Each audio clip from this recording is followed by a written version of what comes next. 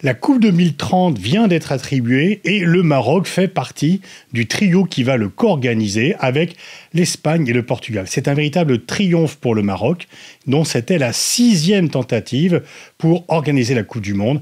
94 perdu contre les États-Unis, 98 contre la France, 2006 contre l'Allemagne, 2010 contre l'Afrique du Sud et 2026 contre le trio États-Unis, Canada, Mexique. Alors ce trio peut paraître un peu improbable, mais en fait géographiquement c'est assez uni.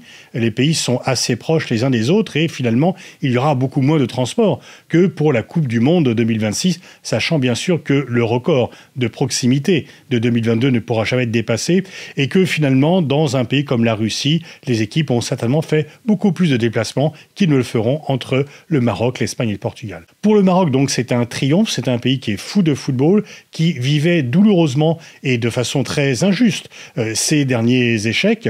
Il a réussi parce qu'il a fait alliance, une alliance avec l'Espagne qui va plus loin que l'Alliance pour le football, puisque l'Espagne récemment a opéré un rapprochement diplomatique extrêmement important avec le Maroc en reconnaissant la souveraineté du Maroc sur le Sahara. Est-ce que le Maroc aurait pu l'obtenir seul? Ils ont préféré ne pas tenter cela et ça a été avisé parce que c'est quand même un très fort succès. Le Portugal ne pouvait pas non plus espérer gagner seul la Coupe du Monde. L'Espagne a pu le faire en 82. Est-ce que ça aurait été possible en 2030?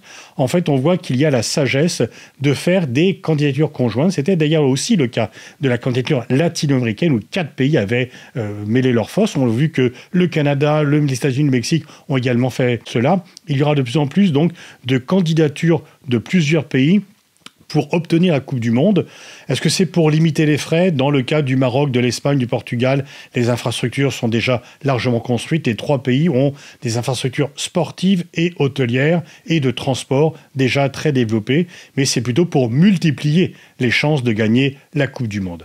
C'est un nouveau succès pour le Maroc après l'obtention de la Coupe d'Afrique des Nations pour 2025 et puis surtout après le formidable parcours de son équipe nationale dans la Coupe du Monde 2022.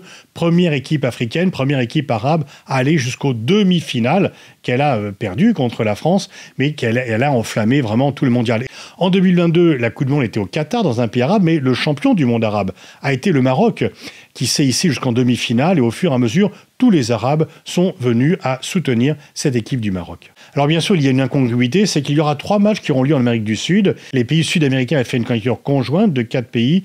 Et là, Infantino a dit que pour rendre hommage à l'Uruguay, qui avait organisé en 1930 la première Coupe du Monde, eh bien, il fallait qu'il y ait des matchs donc en Uruguay, au Paraguay et en Argentine. Comme je le disais, il sera de plus en plus difficile pour un pays seul d'organiser la Coupe du Monde. L'Uruguay, à l'évidence, n'était pas de taille suffisante pour candidater seul. Et donc, il a fait une candidature avec 3 autres pays latino-américains. Mais c'est lui qui a été retenu pour un match, ainsi que l'Argentine et le Paraguay, qui n'auraient jamais pu espérer héberger la Coupe du Monde non plus. Alors, bon, c'est un hommage rendu à l'Amérique latine, à l'Uruguay, mais on se demande un peu qu'est-ce qui va se passer ces 3 matchs. Les équipes qui vont jouer leur match d'ouverture vont devoir aller ensuite sur le continent européen ou au Maroc pour jouer le 2e match. C'est un peu compliqué, ils seront pénalisés par le décalage horaire. Alors, pourquoi cette usine à gaz? Eh ben, en fait, c'est pour que du fait de la rotation des continents, qui existe pour la Coupe du Monde, eh bien, on est cette fois-ci à la fois l'Afrique, l'Europe, l'Amérique latine. Qu'est-ce qui reste? Eh bien, il reste l'Asie. Et bien sûr, l'Arabie Saoudite a immédiatement déposé sa candidature. On peut penser quand même que les choses étaient certainement dans les tuyaux depuis quelque temps entre la FIFA et l'Arabie Saoudite. Et donc, ça sera au tour du continent asiatique de recevoir la Coupe du Monde. Le Japon et la Corée du Sud l'ont déjà reçue. La Chine pourrait être bien sûr candidate, mais elle n'a pas été candidate pour cette édition, alors qu'il y a un fort engouement pour le football en Chine, que Xi Jinping lui-même veut développer le football.